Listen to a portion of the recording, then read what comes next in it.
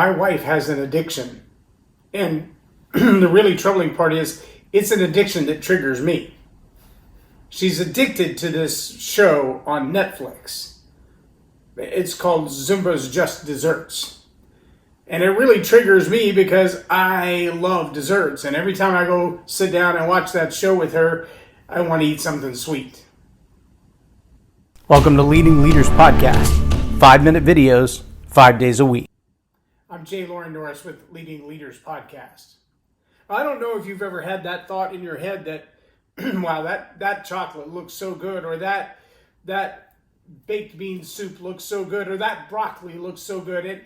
But when those competing thoughts come over in your mind, it's really easy to follow the little story path, and it starts to trigger the salivary glands in your mouth, and you're thinking, yeah, if I had to choose between broccoli and chocolate right now, broccoli is going to have a hard time winning.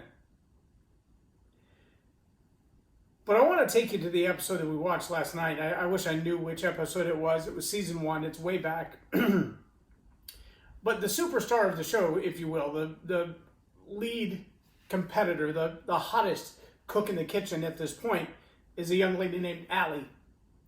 And on this particular episode, Allie's day goes off the rails. Big time. 2 or 3 parts of her designing her particular dessert, they don't work out right.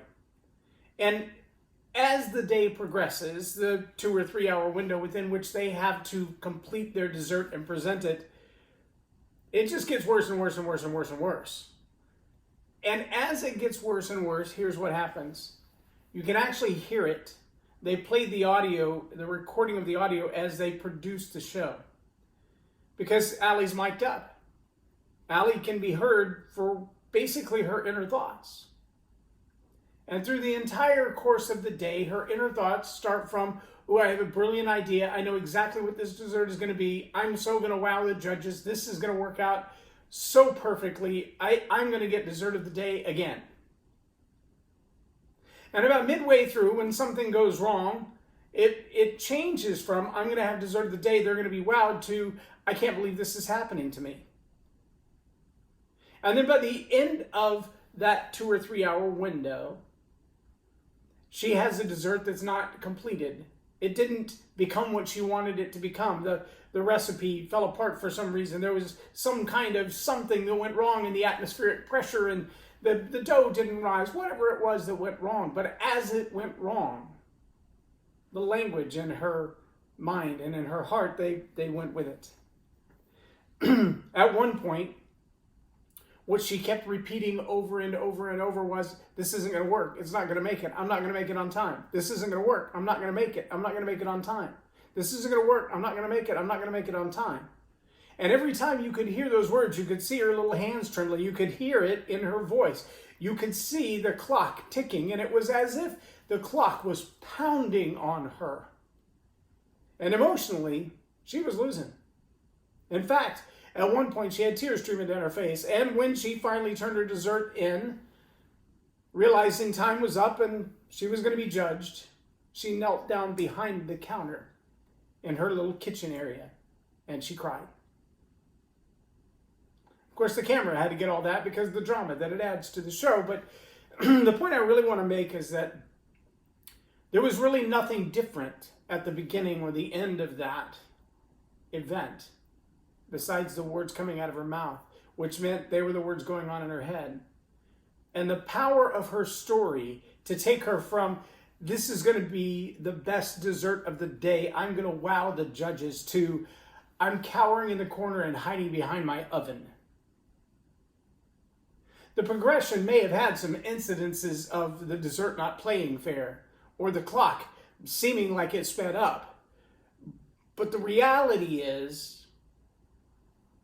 dough rises at the same speed in front of her kitchen that it does everybody else in the contest. The clock, it was just as fast for her as it was for everybody else. There was nothing different about all of those aspects. What was different was the story in her head. As she began to feel defeated, she began to speak the words of defeat. The story in her head began to change, which means her physiology began to change. She got nervous, she got anxious, she got frustrated.